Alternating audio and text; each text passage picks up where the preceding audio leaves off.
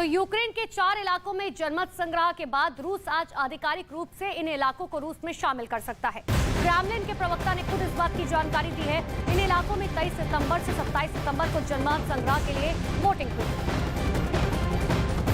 तो यूक्रेन के इलाकों को मिलने का ऐलान आज पुतिन की तरफ से किया जा सकता है। क्रेमलिन के प्रवक्ता ने इस बात की जानकारी भी दी है और यूक्रेन के 4 इलाकों में वोटिंग कराई गई, उसको लेकर आज बड़ा ऐलान किया जा सकता है। जनमत संग्रह का विरोध लगातार रशिया में अलग अलग जगहों पर हो रहा है। सिर्फ रशिया ही नहीं, आसपास के देश जो है वो भी इसका लगातार विरोध कर रहे हैं, लेकिन आज कोई बड़ी जानकारी पुतिन की तरफ से दी जा सकती है।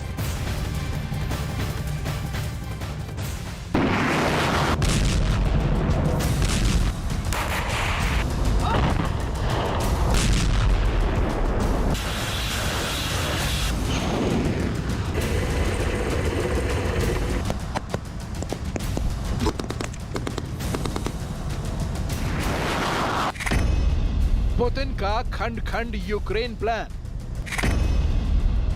पुतिन करेंगे सबसे बड़ा ऐलान। क्या बिखर जाएगा यूक्रेन?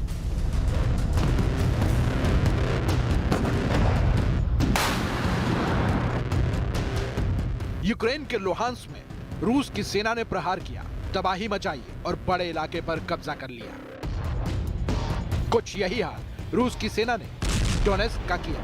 रूस से लगी सीमा पर भी रूस की सेना ने कब्जा जमा लिया।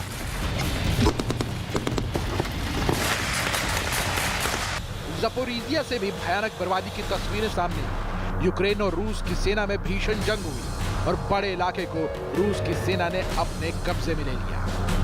खेरसॉन यूक्रेन का एक बड़ा इलाका है, लेकिन यहां भी रूस की सेना ने बड़े हिस्से को युद्ध में कब्जा कर लिया।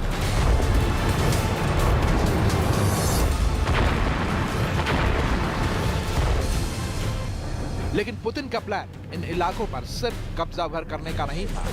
कब्जे की असली कहानी तो सितंबर में साफ हुई, जब पुतिन ने इन कब्जा किए इलाकों में जनमत संग्रह का ऐलान कर दिया।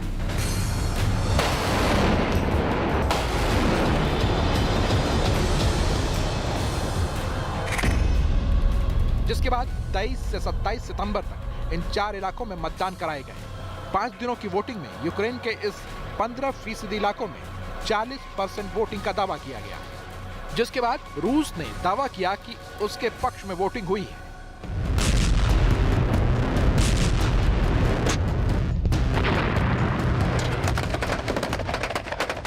हालांकि पुतिन के रेफरेंडम यानी जनमत संग्रह का यूक्रेन के साथ नाटो देशों ने विरोध किया, लेकिन यूक्रेन से 7 महीने के लंबे युद्ध के बाद पुतिन के इस फैसले ने युद्ध की तस्वीरों को एकदम बदल सा दिया, जिसके बाद क्रेमलिन के प्रवक्ता दिमित्री एस पेस्कोव ने कहा कि यूक्रेन के 4 शहरों को रूस में मिलाने की तैयारी पूरी हो चुकी है। इन शहरों के हेड क्रेमलिन के सेंट जॉर्ज हॉल में जरूरी दस्तावेज पर हस्ताक्षर करेंगे।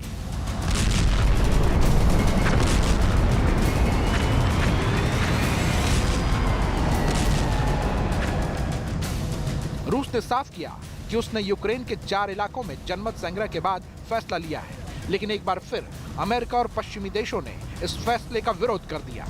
यानी रूस ने यूक्रेन से युद्ध में एक कदम आगे वाला दांव चला है। लेकिन सवाल है कि इस ऐलान के बाद पुतिन पर अमेरिका और नाटो देश बड़ा प्रहार कर देंगे।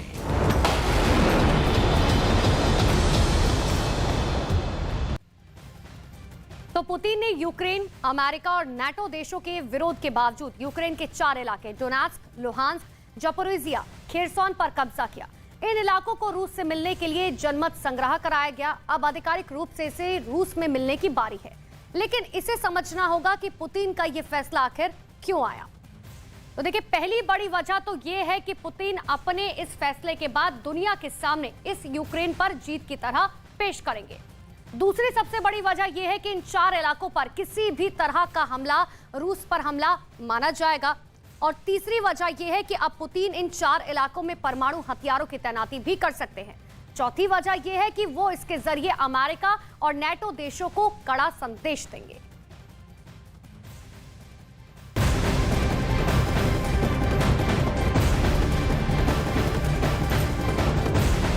तो यूक्रेन रूस के बीच चल रही युद्ध के बीच बड़ी खबर यह है कि दरअसल पुतिन ने खेरसॉन और ज़पोरिज़िया को स्वतंत्रता की मान्यता दे दी है। तो बड़ी जानकारी इस वक्त आपको दे रहे हैं, जहां पर खेरसॉन और जापोरिजिया को स्वतंत्रता दे दी गई है। स्वतंत्र राज्य की मान्यता पुतिन की तरफ से दी गई है। लेकिन आज प्रेस कॉन्फ्रेंस का इंतजार कि आखिर आज पुतिन की तरफ से क्या कुछ बड़ा ऐलान किया जाता है।